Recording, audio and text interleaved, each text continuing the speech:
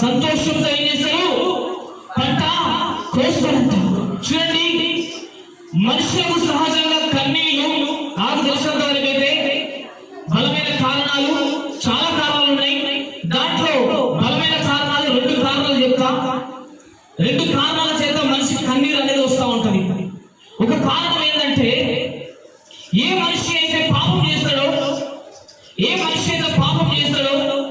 చేయకూడని పనులు చేస్తాడో, దేవునికి వ్యతిరేకమైన పనులు చేస్తాడో, దేవునికి నచ్చని పనులు ఎవరైనా చేస్తాడో, ఆ పనులు చేసినటువంటి వాళ్ళు దాని తర్వాత దేవుని సన్నిధిలో కూర్చొని పశ్చాత్తాపడతా ఉంటారు. చూడండి, ఆ పశ్చాత్తాపడుతున్నప్పుడు నిజమైన కన్నీరు కారుతా ఉంటుందండి. హల్లెలూయా కదా.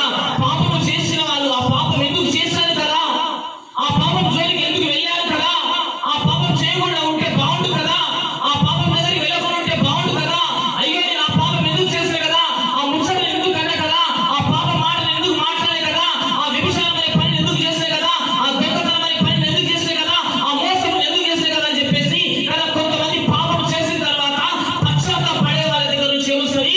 కన్నీరు వస్తుందండి. హల్లెలూయా కదా. రెండవ కారణం ఏంటో తెలుసా? మనిషికి కన్నీరు ఎందుకు కారణంటే, అందరికీ ఉత్తరే రాదండి కన్నీరు కదా, అందరికీ ఊరికినే రాదు కన్నీరు కదా. రెండవ కారణం ఏంటో తెలుసా? ఏ మనిషికైతే తీరని బాధ కడుపులో ఉంటుందో, ఏ మనిషికైతే కన్న కష్టం కడుపులో ఉంటుందో, ఏ మనిషికైతే బాధతో దిగమిగుకుంటూ బాధతో సర్వతమవుతూ ఎవరైతే జీవిస్తూ ఉంటారో వాళ్ళకు దేవుడు ఏం చేస్తా ఉంటాడు? కన్నీరు కురిపిస్తా ఉంటాడండి. హల్లెలూయా. వాళ్ళు ఏం చేస్తా ఉంటారు? దేవుని సన్నిధిలో నిజమైన కన్నీరు కారుస్తూ ఉంటారండి. హల్లెలూయా. దేవుడు ఈ రోజు మాట్లాడుతా ఉన్నాడు.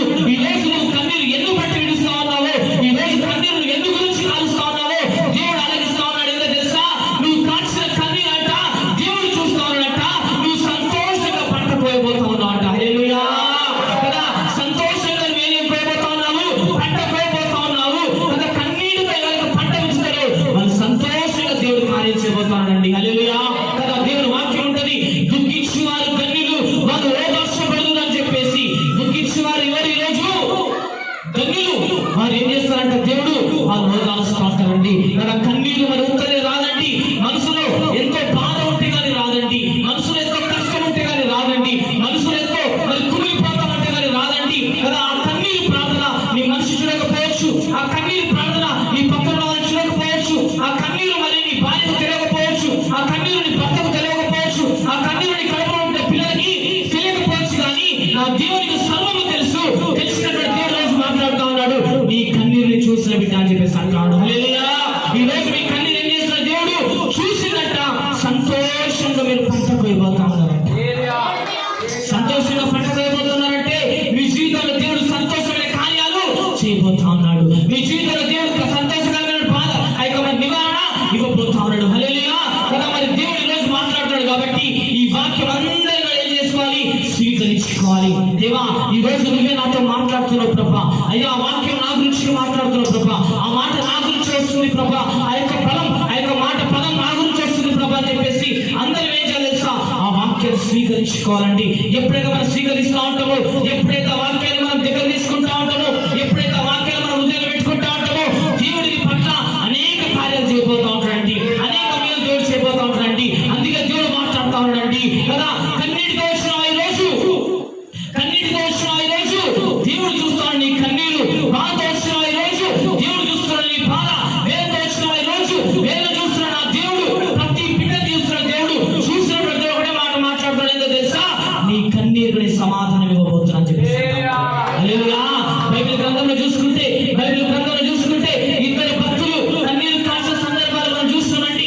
చాలా మంది కన్నీరు కాల్చారు, కానీ ముఖ్యంగా అందరికి అందుబాటులో ఉన్నటువంటి అందరికి తెలిసినటువంటి వ్యక్తులు భక్తులు కన్నీరు కాల్చిన ఇద్దరు భక్తులు ఉన్నారండి.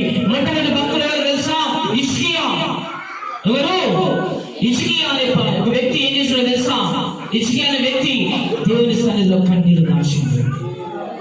ఎందుకు కన్నీరు కాల్చిండో మీకు తెలుసు. ఎందుకు కన్నీరు కాల్చిండో మీకు తెలుసు. ఆయనకేం రాబోతా ఉంది? మరణగండం రాబోతా ఉంది, చావు రాబోతా ఉంది. మరికొద్ది క్షణాల్లో, మరికొద్ది రోజుల్లో ఆయన చనిపోబోతా ఉన్నాడు. హిజ్కియా బలమైన రాజు కదా, ఒక బలమైనటువంటి రాజు.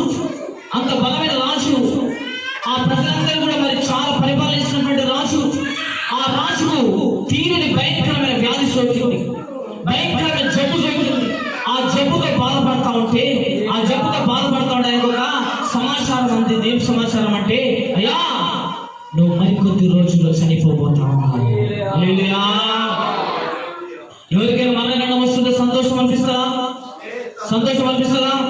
డాక్టర్లు చెప్తారు, ఇక నువ్వు మహా అంటే 4 రోజుల కంటే ఎక్కువ బతకవయ్యా, చచ్చిపోతావు, నీకు నచ్చింది తిను, నచ్చిన ప్రాంతానికి పో, నచ్చిన ప్రాంతాన్ని చూడు అని చెప్పేసి అంటే కదా ముద్ద దిగుతుందా మనకు? ముద్ద దిగుతుందా లోపలికి కదా? నీకు ఇష్టమైన పదార్థం ముందర పెడితే కూడా తినాలనిపించదు, నువ్వు ఇష్టమైన ప్లేస్ లో తిరగమన్నా కూడా తిరగాలనిపించదు. ఎందుకు తెలిసి నీ మైండ్ ఏముంటది? ఇక నేను ఒక రోజు చచ్చిపోతా, అందరికి ఫోన్ చేసి పిలిపించుకుంటా ఉంటాం. ఇక అక్కడ ఉన్నోడు, ఇక్కడ ఉన్నోడు, కొడుకు, బిడ్డ, కోడలు, మన్మడు, మన్మరాలు అందరూ ఏం చేస్తాము? ఫోన్ చేసి పిలిపించుకుంటా ఉంటాం, సమాచారం అందిస్తూ ఉంటాం. మరో కదా తాత రోజులు చనిపోతున్నాం అని చెప్పేసి. ఎవరు కూడా మరణం అనగానే మరణం ఇన్ఫర్మేషన్ తెలిస్తే ఎవరు కూడా సంతోషంగా ఉండాలండి కదా. ఏ మనిషి అయినా సరే బ్రతకాలని కోరిక ఉంటుంది, చావాలని కోరిక ఉంటుందా? ఏ మనిషి అయినా సరే 10 రోజులు బతకాలి, 10 సంవత్సరాలు బతకాలి, నేను ముసాలి పండగ దాకా బతకాలి, పిల్ల పిల్ల పిల్ల తరాలను చూడాలని చెప్పేసి ఏ మనిషికైనా సరే ఆశ ఉంటుంది. మరి ఇష్యాతో ఆ యొక్క ఇన్ఫర్మేషన్ మైండ్ లోకి వచ్చేసిందండి, సమాచారం అందింది. ఒక ప్రవక్త గారు, ఇష్య ప్రవక్త గారు సమాచారం అందిన వెంటనే ఏం చేసింది తెలుసా? ఇష్యా ఏం చేసింది తెలుసా? దేవుని సన్నిధిలో కన్నీరు గార్చి ప్రార్థన చేసిందండి. హల్లెలూయా! దేవుని సన్నిధిలో కన్నీరు గార్చి ప్రార్థన చేసిండు, విరిగిన హృదయంతో ప్రార్థన చేసిండు, పశ్చాత్తాపడుతూ ప్రార్థన చేసిండు, మనసు పూర్తిగా ప్రార్థన చేసిండు, కన్నీరు గార్చుకుంటూ దేవుని సన్నిధిలో గోడ రేపని తలలు పెట్టుకుంటూ, అయ్యా నీకేమి అన్యాయం చేసిన ప్రభా, నీకేమి తక్కువ చేసిన ప్రభా, అయ్యా నాకెందుకు మరణం వస్తుంది, నన్ను ఎందుకు తీసుకోవద్దున్నావు, నాకెందుకు చావు వస్తుంది, నన్ను బ్రతికించు అని చెప్పేసి ఇసికియా కన్నీటితో ప్రార్థించిందండి. ఆ ఇసికియా చేసిన కన్నీటి ప్రార్థన నా దేవాది దేవుడు ఆలకించిందండి. హల్లెలూయా! చేసిన మరుక్షణంలోనే దేవుడు ఏం చేసిన తెలుసా? 15 సంవత్సరాల ఆయుష్ ఆయనకు పెంచాడండి. ఎన్ని సంవత్సరాల ఆయుష్ పెంచిన ఆయనకు? 15 సంవత్సరాల ఆయుష్ కాలాన్ని దేవుడు ఏం చేసిండు? పొడిగించిండు.